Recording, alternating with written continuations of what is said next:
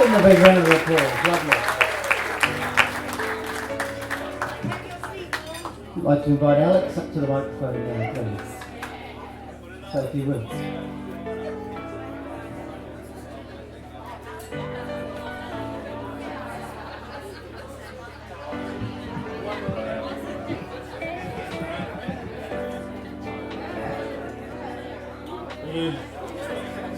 The other day it just suddenly dawned on me that I need to do this speech thing. I was going to put some words on paper, but given that spontaneous sex is always good, I think I'll just take it off the cuff.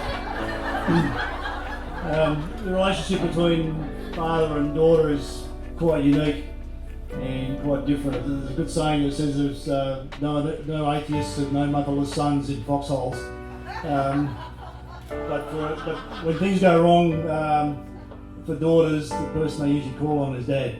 And it's been a hell of a ride, and we've had a great time together.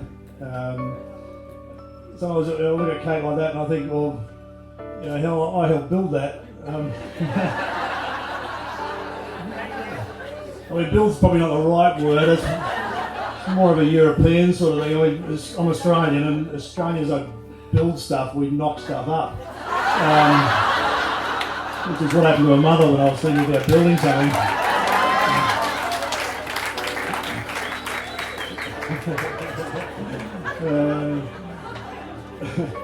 I remember at a time when going to a school social to pick up Kate, and it was quite obvious the fathers of sons, blokes that I knew, farmers and truckies, and they were all at the back talking about the price of cattle and who pulled what the other day.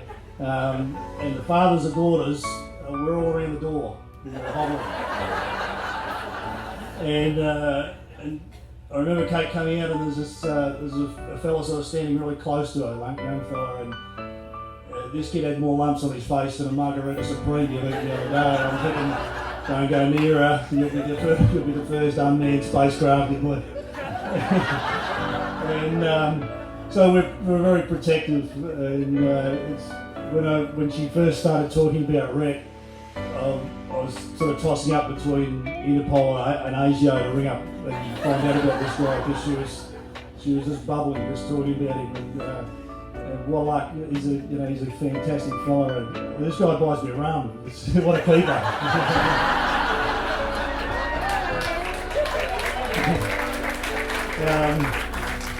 And he came down to ask if he could marry her, and he turned up in the coupe. Took him 3 tanks of fuel. I thought, that's commitment.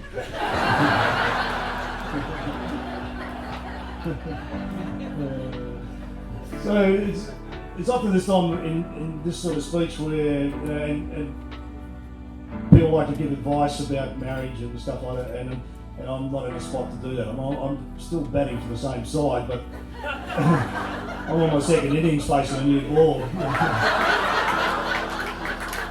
So I'm not going to give any advice. But I remember I got up early this morning. My son was heading back to Perth, and we got up, and it was about 4:30, so it was just breaking daylight. And it reminded me of an Aboriginal fellow I was talking to. We didn't really know each other much. We'd just done a little work that day, and I was talking to him, and he was asking me, what are you going to do later on? And then I said, well, dumb question, I'm going to buy a station, and we're going to put this sort of cattle on, and I'll do this sort of thing with the horses, and I was getting all excited, and I was only 17, and I said, what about you? And I know this guy owned almost nothing. The boots were his. I knew the boots were his because he just bought them a long ago. The Spurs he had on were borrowed, and the saddle he was leaning up against belonged to the place we were working. And I said to him, what are you going to do? And he said, I just like to watch the sun come up. And so maybe as a piece of advice for everyone is, let's slow down a little bit and watch the sun come up.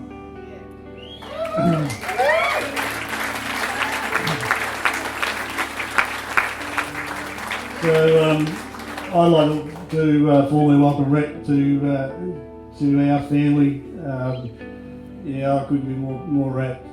He's a hell of a guy. and a great bunch of people in Stevens and Walker family. We had some good laughs, and great people, great down to earth bunch of people. When I look around at all of the people that are here and our children, and that, I think I wouldn't want to be dead for quits. So thanks, Rhett, and for not for taking off the hand. She hasn't been on my hand since about 3 years old. Most people that know Kate know that her motto is "Look out, I'm coming through."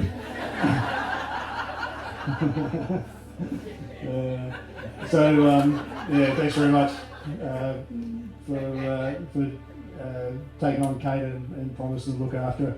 That's all a father could ask. Thank you.